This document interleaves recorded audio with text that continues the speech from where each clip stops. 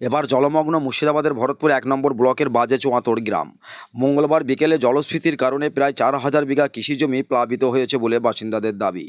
স্থানীয় বাসিন্দারা মাটির বস্তা দিয়ে একটি অস্থায়ী বাঁধ তৈরি করলেও জলের তোড়ে তা ভেসে যায়, ফলে হাজার হাজার বিঘা জমির ফসল জলের নিচে তলিয়ে গেছে।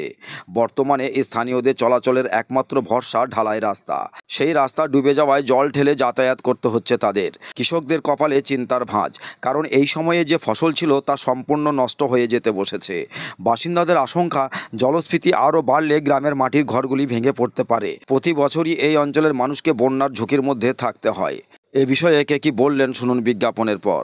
ভারতপুরে এই প্রথমবার ইলেকট্রনিক্সের শোরুম স্কাই ইলেকট্রনিক্স পাবেন নামি দামি কোম্পানির AC, fridge, deep fridge, washing machine, cooler, smart LED TV ইত্যাদি কোম্পানির সমস্ত রকম জিনিস ন্যায্য দামে পাইকারি ও খুচরো পাওয়া যায়। বিশেষভাবে মনে রাখবেন, সমস্ত কোম্পানির ফাইন্যান্সের ব্যবস্থা আছে। ভরতপুর কিষাণ মান্ডির সন্নিকটে, ভরতপুর, মুর্শিদাবাদ। আমাদের মোবাইল নাম্বার 7864830468 এবং 9800429021। এটা কালকে রাত্রে থেকে হয়েছে। কালকে রাতে থেকে শুরু হয়েছে? হ্যাঁ, রাত্রে থেকে শুরু হয়েছে। জলটা কোথা থেকে আসছে? এটা মোরাক্ষী জল। হ্যাঁ, কিভাবে আসছে? মোরাক্ষী জলটা আমাদের ওই যে চুয়াত্তর থেকে যে ব্রিজটা করা হয়েছে, ওইটার জন্য আমার মোটামুটি আজ 1000 বিঘে সম্পত্তি ধান ডুবে গেল। ওইটা যদি পুলটা যদি ব্রিজটা না করে বাঁধিয়ে দিত, ওখানে ব্রিজের কোনো প্রয়োজন ছিল না। ওই জন্য আমাদের 1000 বিঘে সম্পত্তির ধান সব চলে গেল।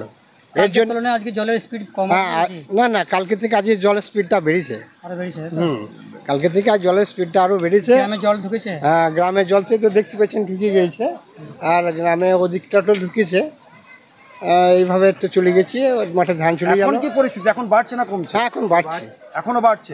এখন এই যদি বাড়তে থাকে, এই যে বাড়তে থাকে, তাহলে মোটামুটি ধরেন আমাদের গ্রামের কিছু কিছু যদি মাটি ঘর আছে তা পড়ে যাবে।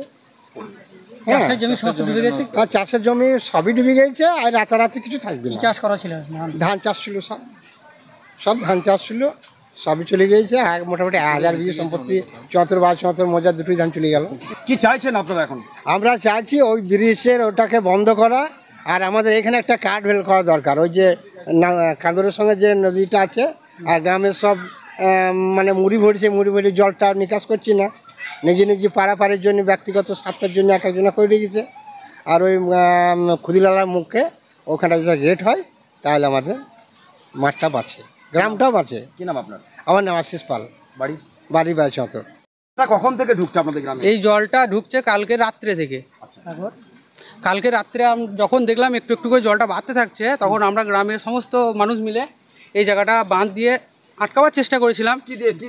এই বস্তা দিয়ে মাটি ভরে, বালি ভরে, তারপরে পুকুরের কচুরিপানা দিয়ে মোটামুটিভাবে চেষ্টা করেছিলাম। রাত্রেবেলায় অনেকটা রাত পর্যন্ত জেগে চেষ্টা করেছি, কিন্তু ভবিষ্যতে পুরো রাত্রি যাওয়ার পর জলের স্তর আরও বাড়ে, আর আমরা আটকাতে পারছি না। পুরা জল ধানের জমিতে চলে যাচ্ছে। পুরা 400 বিঘের মতো, 4000 বিঘের মতো জায়গা পুরো শেষ হয়ে গিয়েছে। এইভাবে যদি বাড়তে থাকে, আমাদের গ্রামে যে মাটির বাড়িগুলো আছে সেগুলো তো পড়েই যাবে, আমরা তো না খেতে পেয়ে মরেই যাব। আর আমরা এটাই চাইছি যে এই সমস্ত জল যাতে তাড়াতাড়ি ক্লিয়ার হয়ে যায়, তাড়াতাড়ি বেরিয়ে যায়, সেই ব্যবস্থাটা সরকার থেকে করে দেখ। যে খুদিলালাতে যে আমাদের একটা জায়গা আছে কাঁদরের কাছে, ওই জায়গাটা ভালোভাবে একটা গেট করে দেওয়া হোক। আর মানুষ নিজের স্বার্থের জন্য যে আমাদের যে জলমরার লালাটা আছে, নিজের স্বার্থের জন্য সেটা লল দিয়ে মাটি ভরে বুঝিয়ে রেখেছে, সেটা যাতে ক্লিয়ার করে কালভেট করে দেওয়া হোক, এটাই আমরা চাই। আর একটা চাই যে আমাদের জমি জায়গাগুলো নষ্ট হয়ে গেছে না, আমাদেরকে সরকার যদি কিছু একটা অনুদান দিয়ে সাহায্য করে। আমরা ধান চাষ করেছিলাম, এবার তো আমরা না খেতে পেয়ে মারা যাব। এবার যদি সরকার কিছু আমাদেরকে অনুদান দিয়ে সাহায্য করে, তাহলে আমরা ভালোভাবে খেতে পারবো। আবার বিশেষ করে একটা বলা হচ্ছে, যেটা জোর দিয়ে যেন পুরা জল ক্লিয়ারের ব্যবস্থাটা করে দেয় সরকার থেকে, কারণ আমরা অনেক চেষ্টা করছি, পারছি না। এই যে পুরা জায়গাটা পুরোটা ক্লিয়ার করে না, নিজস্ব স্বার্থের জন্য মাটি দিয়ে রেখেছে, এটা যেন সরকার থেকে অনুরোধ, এটা ক্লিয়ার করে দেওয়া হোক। আর আমাদের নিজস্ব স্বার্থে যে ঘিরে রেখেছে, এর আগে কি আপনারা প্রশাসনকে জানিয়েছিলেন? হ্যাঁ, অবশ্যই জানানো হয়েছিল। আমাদের অঞ্চলে অনেক রকম দরখাস্ত দেওয়া হয়েছিল, কোনো পাত্তাই দেয়নি। আসছে একবার ইনকোয়ারির মতো হচ্ছে, চলে যাচ্ছে। আমরা গ্রামের লোক চাঁদা তুলিয়ে পুরা আমিন দিয়ে পুরা মাপ করে জায়গাটা ক্লিয়ার করার চেষ্টা করেছিলাম, কিন্তু সরকার থেকে কোনো সাহায্যই পাইনি। আমরা চাই পুরা জলটা যেন ক্লিয়ার করার ব্যবস্থা করে দেওয়া হোক, যেখানে যেখানে গেট করার ব্যবস্থা, যেখানে যেখানে কালভেট করার ব্যবস্থা, সেটা করে দেওয়া হোক।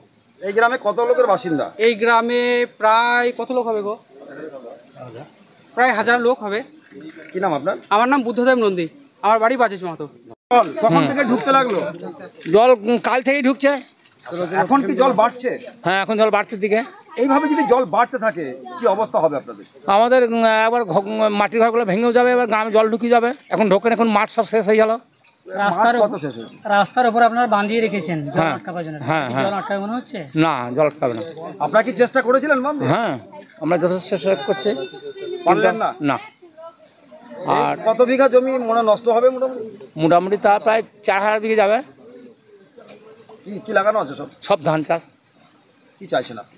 তা আমরা চাচ্ছি যে যাতে আমাদের এই জল এসে যাতে হয়ে গেছে সেইটার ব্যবস্থা, আর আমাদের জল নিকাশের যে জায়গা সেই জায়গার ওপরে সব নিজে পাড়ার জন্যে কালভেট করেনি, নল বসে থুইছে, সেখানে জল মরে না। আর যেখানে মেন জায়গা খুদিনে না সেই জায়গাটা আমরা বহু চেষ্টা করেছি, আজ অবধি সেই জায়গাটা গেট হয়নি। এই জল যা ঢুকছে মরবে সেই ধারে, অল্প অল্পই মরবে, গোটা মাঠ সব পচি শেষ হয়ে যাবে। কি নাম আপনার?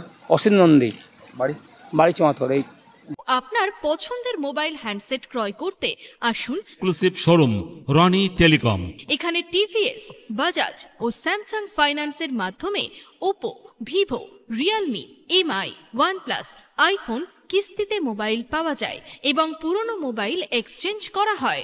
আমাদের ঠিকানা ভরতপুর বাজার আলিয়া হাই স্কুলের সন্নিকটে, ভরতপুর, মুর্শিদাবাদ।